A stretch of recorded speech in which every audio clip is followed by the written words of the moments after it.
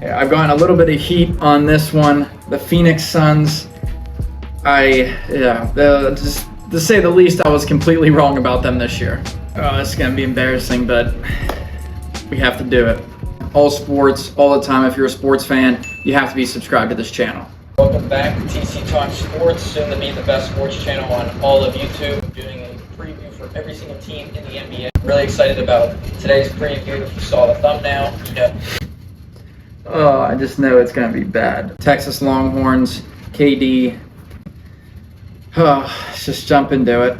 It's the Phoenix Suns. I think they have one of the best rosters in the NBA. Disappointing year last year, I think, but I think they will be much, much better this year.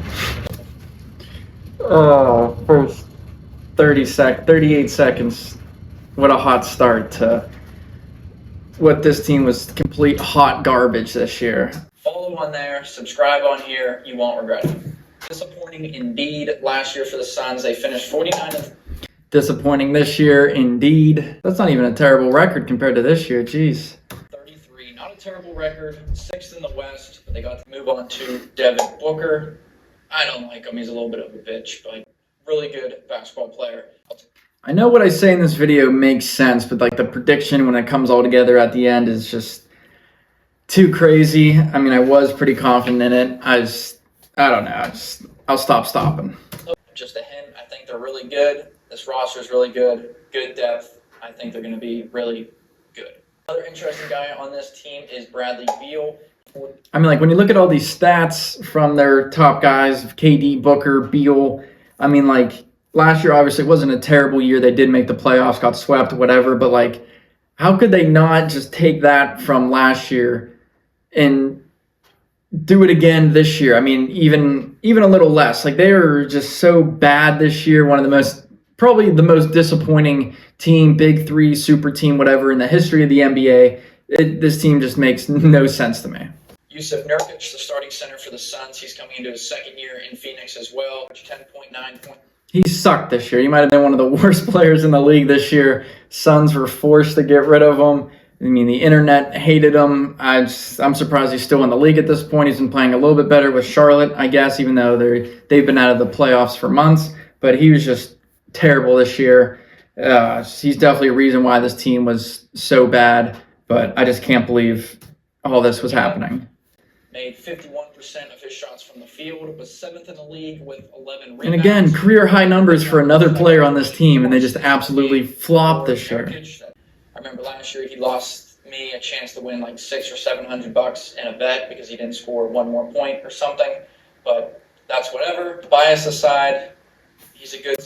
Jusuf, that's okay. It happens to a lot of players in a lot of sports. So you are on my ban list, but physically you are safe. The Suns signing Tyus Jones previously with the Washington Wizards. I think Jones is a very, very good point guard. Definitely very underrated. A lot of people just didn't know how good he was because he was playing for such a shit team in the Wizards. But I still think that's true. I mean, maybe he didn't have like a crazy good year this year, but he played for another shit team in the Phoenix Suns. But I think that offseason signing was very underrated. I think that was a great pickup for the Suns. But I think he's just a certified point guard, a great ball handler. And that's kind of what this Suns team was missing. But I guess at the end of this season now, 5-6 months later, he didn't really make the difference I thought he would. And if you're a team that wants to win right now, this was an absolute perfect find and go out and get type of player to have on your team. That starting five, Tyus Jones, Bradley Beal, Devin Booker, KD, Jusuf Nurkic. I mean, right there, that's a championship caliber team. It is. I don't understand how they're not even in the playoffs. I mean, you can't say that's not a championship contending type of team. I was so confident and so ready to make this video about the Suns, previewing them. I was so confident in my predictions, and they just went straight downhill. Offseason trades and signings got better, and the draft, they got even better as well. With the 28th overall pick, they took Ryan Dunn out of Virginia. If you watched college basketball last year, you know for a fact that Ryan Dunn is the best defender in this draft class.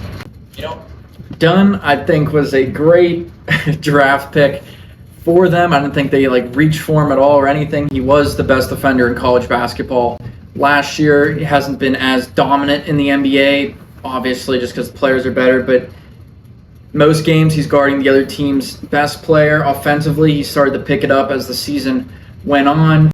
Just in the offseason, I thought the Suns had a really good offseason.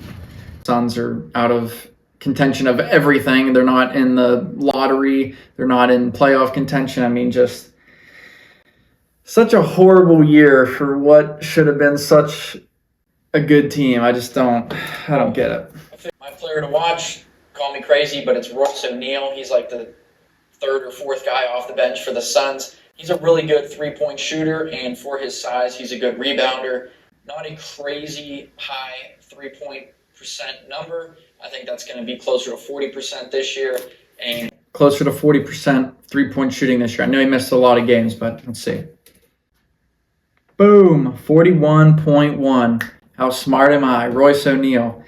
He's that guy. My prediction for the Suns in this 2025 season, I think they have a great roster, great depth, and I really don't think they're talked about enough. I mean, after the first 3 games this year, people kind of put them in their top 5. But that's true. Coming into the season, after their draft picks, their free agent signings, their re-signings, just the roster construction, they weren't really being talked about enough. I thought, obviously, that's the way it should have been, but we're now going to be talking about them more after the season than we should have been before the season just because of how big they flopped.